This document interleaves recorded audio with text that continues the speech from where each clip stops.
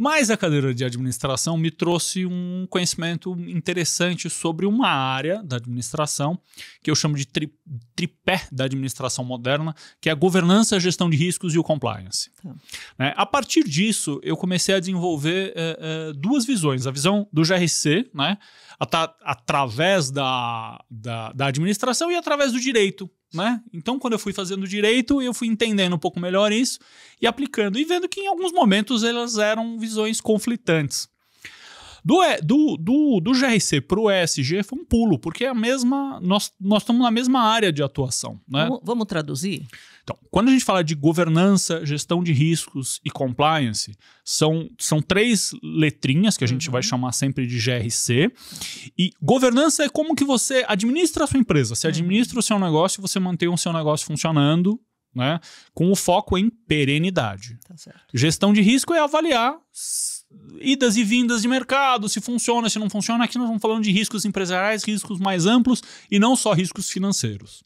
E compliance é manter de acordo com as leis, com as regras, né, que acontecem dentro do... que você tem, né, dentro do mercado onde você atua. Né? Você tem regras que são postas pelo governo, regras que são postas pelo próprio mercado, como, por exemplo, as boas práticas.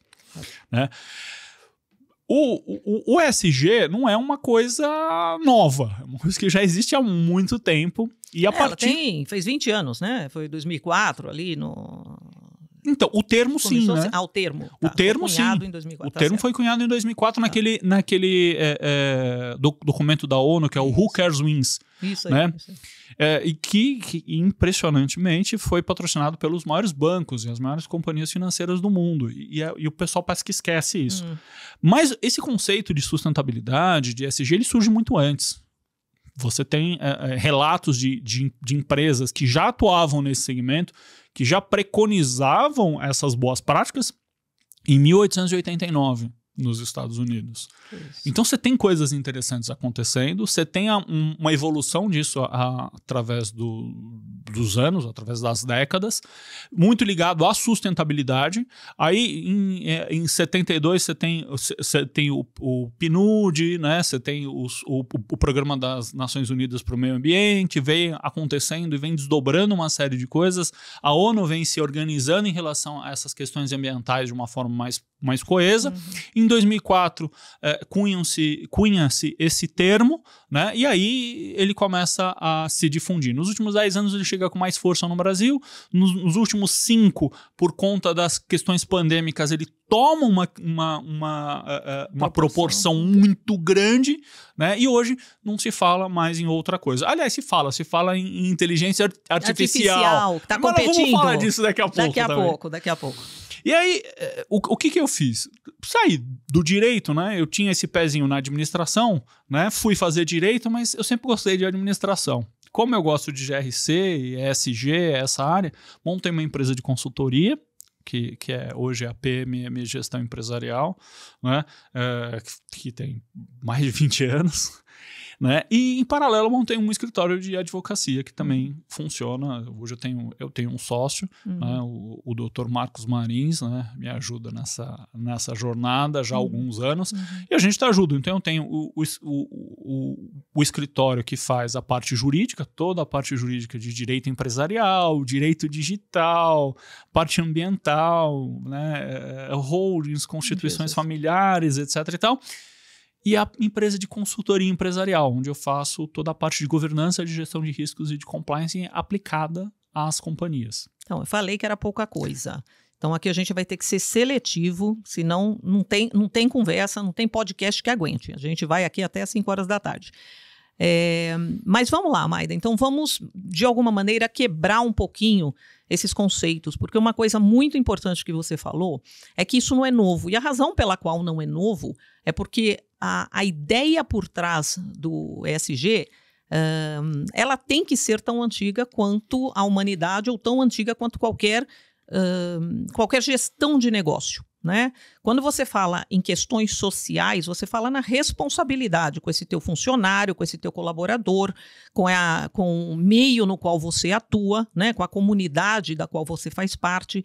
Então, tudo isso vem, né? Grandes empresas que cuidavam da segurança dos seus funcionários, ou que tivesse uma preocupação com o meio ambiente, com o local da onde elas vinham.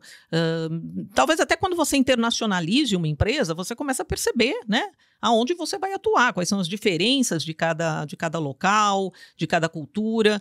Tudo isso, de uma certa forma, quando você começa a ler sobre ESG, você vê que está tudo dentro desse contexto. Né, governança, essa questão do compliance, tudo isso faz parte das legislações de cada país, de cada região.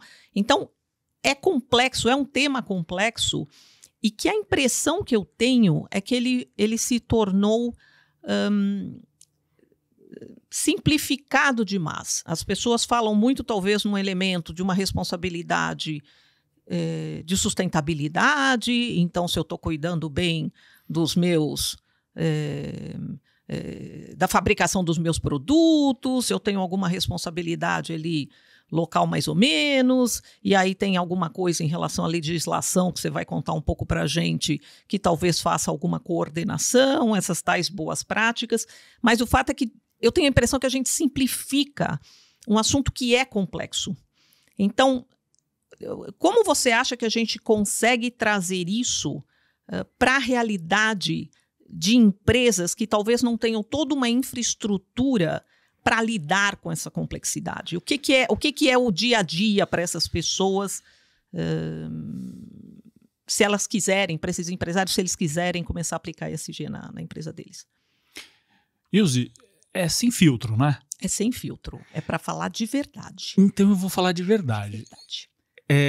Primeiro a gente vai ter que dar alguns passos para trás. O que é uma empresa?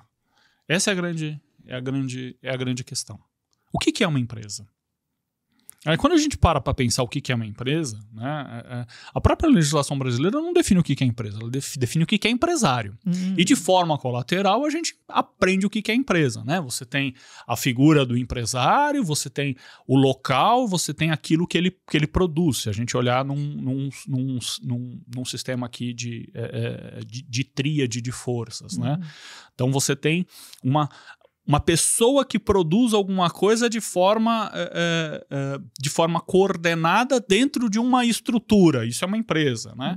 Aí essa estrutura agora ela pode ser física, pode ser virtual, mas a empresa ela tem uma função específica. Aliás, ela tem duas funções que a gente deixa isso de lado. A primeira função da empresa é produzir e fazer circular bens e serviços. Então, a empresa se presta a isso.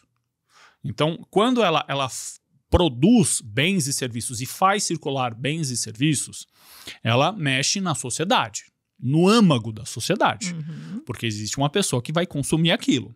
Né? E a outra coisa é a sua função social. Então, uma coisa é o objeto social, aquele negócio que está lá no seu KNAI. Né? Eu fabrico cabo, eu vendo vassoura, eu fabrico leite, né? Embalo leite, tenho gado, não sei o quê.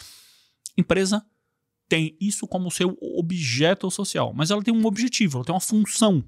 E essa função social da empresa é justamente ligada aos conceitos mais sociais, os conceitos mais crus da sociedade. Então, distribuir riqueza, capacitar as pessoas, melhorar o entorno, etc. e tal. Né? Aí, vamos dar mais um passo à frente.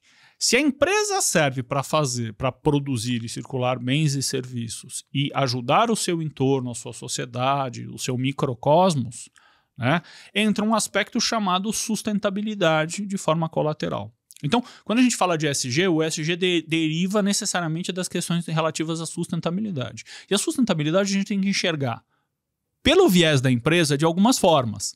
Né? Eu preciso me sustentar financeiramente, eu preciso me sustentar ambientalmente e eu preciso me sustentar socialmente. Né? E aí você cai no próprio conceito do ESG, que é onde a gente fala da parte ambiental, não é a mais abraçar a árvore. É verdade. O ambiental do ESG não é abraçar a árvore. Aliás, o termo foi cunhado, né, no Who Cares Wins, né, que foi patrocinado pelos grandes bancos. Nós estamos falando de dinheiro. Pois é. Nós não estamos falando de abraçar a árvore, nós estamos falando de grana. Então, a questão é a seguinte, quando a gente traz esse conceito para dentro e a gente fala, poxa, ambiental, o que é o ambiental? Poxa, eu preciso ter um meio ambiente limpo, eu preciso parar de poluir o quanto eu poluo, eu preciso rever a minha cadeia de matéria-prima, eu preciso entender esse contexto, né? Falo em social, né? Então, o E de ambiental, environmental, o ambiental, o S de social, né? O social ou social, né?